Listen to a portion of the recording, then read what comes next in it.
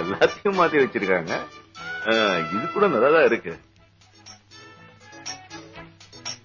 முருகா, வாங்க வாங்க வாங்க வாங்க வாங்க வாங்க வாங்க வாங்க வாங்க வாங்க வாங்க. Hello hello hello hello hello. உட்காருங்க. நீங்க நீங்க உட்காருங்க. நீங்க உட்காருங்க. உட்காருங்க.